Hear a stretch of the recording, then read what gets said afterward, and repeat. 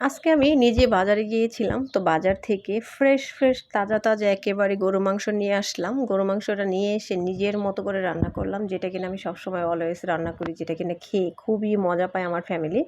তো যাই হোক আজকে ফ্রেশ মাংসটা আনার পর আমি মাংসর যে দোকানদার তাকে বলছিলাম যে ফ্রেশ কিছু দিবেন মেয়েদেরকে। মেয়েরা যখন বাজারে আসবে কিছু মানে কেনার জন্য, তখন আপনারা চেষ্টা করবেন ফ্রেশ কিছু দেওয়ার জন্য। কারণ পুরুষ মানুষকে যদি ঠকাইয়া দেন বাসায় গেলে তারা কিছু মানে বলতে পারে না। আর যদি মহিলা মানুষদেরকে ঠকাইয়া দেন তাহলে বাসায় গিয়ে হাজবেন্ডরা বলে গিয়েছিল না নাকতালি করার জন্য, এই জন্য আল্লাহ ভালো করছে, ঠকিয়ে দিয়েছে, ঠকাইয়া দিছে অনেক লেকফুল করে। তো যাই হোক, হ্যালো এভরিওয়ান, আসসালামু আলাইকুম। আশা করি ভালো আছেন, সুস্থ আছেন। তো আজকে বাজার থেকে ফ্রেশ তাজা গরুর মাংস নিয়ে আসলাম। তো নিয়ে আসার পর এখানে 1 কেজির একটু কম ছিল, 3 পার মতো হবে আর কি।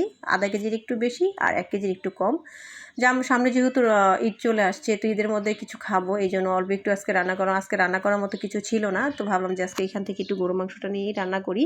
তো যাই হোক, ফার্স্ট টাইম আমি সরিষা তেল দিয়ে দিয়েছিলাম হাফ কাপের মতো সরিষা তেল দিয়ে মাংসটাকে বেশ কিছুক্ষণ 3 থেকে 4 মিনিটের মতো ভেজে নিয়েছিলাম। ভেজে নেওয়ার পর তারপর এখানে দিয়ে দিলাম 1 কাপের মতো পেঁয়াজ কুচি, দিয়ে দিলাম একটা বড় সাইজের টমেটো। আর প্রথমে ফার্স্ট টাইম আমি শুকনো যে উপকরণগুলো দিয়েছিলাম মশলাটা, সেটা হচ্ছে এলাচিনি, দারচিনি আর হচ্ছে লবঙ্গ, তেজপাতা, এগুলো দিয়ে তারপর দিয়েছিলাম। তো যাই হোক, এইগুলো এখন ঢাকনা দিয়ে সুন্দরভাবে কষিয়ে নিচ্ছি যতক্ষণ না পর্যন্ত টমেটোটা গলে না যাচ্ছে, পেঁয়াজটা গলে না যাচ্ছে। এইভাবে ভেজে রান্না করলে রান্নার টেস্টটা যে কী পরিমাণ মজা হয় কি বলবো, এত বেশি মজার। তো যাই হোক, ঢাকনা দিয়ে এটাকে বেশ কিছুক্ষণ কষিয়ে নিচ্ছি।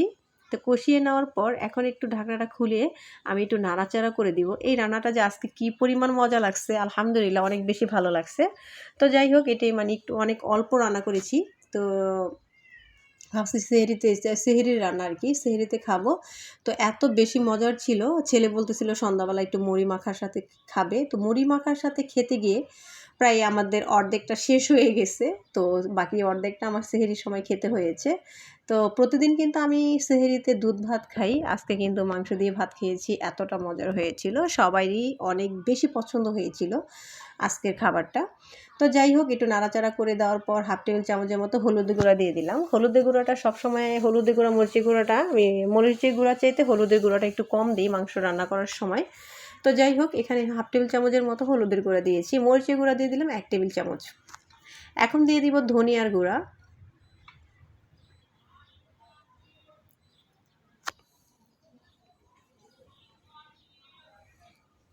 তো ধনিয়ার গুঁড়া হাফ টেবিল চামচ দিয়ে দিলাম। দিয়ে দেওয়ার পর এখন দিয়ে দিব স্বাদ মতো লবণ। লবণটা দিয়ে এখন নাড়াচাড়া করে দিব, একটু পানি দিয়ে বেশ কষিয়ে নিব। এই যে মানে একটু পানি দিয়ে আমি একটু কষিয়ে নিয়েছি আর কি। তো এখন দিয়ে দিব 2 টেবিল চামচের মতো আদা রসুন বাটা। আমি সব মাংস রান্না করতে গেলে আদা রসুন বাটাটা একটু বেশি দেওয়ার চেষ্টা করি, এটা আমার ভালো লাগে। যার যেমন খায় তেমন দেওয়া তেমনই দিবেন, বাট আমার ভালো লাগে তাই আমি দিই আর কি।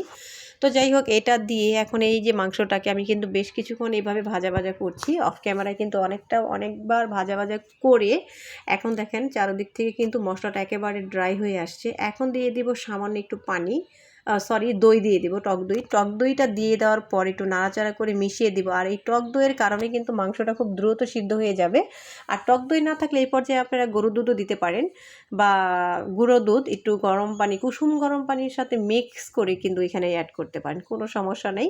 আমি আসলে টক দইটা খুব ঝটপট মানে খুব সহজে 1 মিনিটের মধ্যে বানিয়ে ফেলি, তাই জন্য আর কি টক দইটাই দিয়ে দিলাম। তো দিয়ে দেওয়ার পর সামান্য একটু পানিও দিয়ে দিলাম। এখন ঢাকনা দিয়ে এটাকে কষিয়ে নিব যতক্ষণ না পর্যন্ত এটা উপর থেকে তেল না ভেসে ওঠে।